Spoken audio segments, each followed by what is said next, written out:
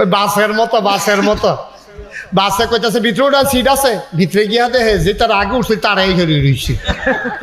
হাতে গিয়া কই কি তোর সিট না বেলে আছে, কয় কাশিমপুর গেলে সিট পেলে দেন। কাশিমপুর গেছে পরে আরো লোক বাড়ছে।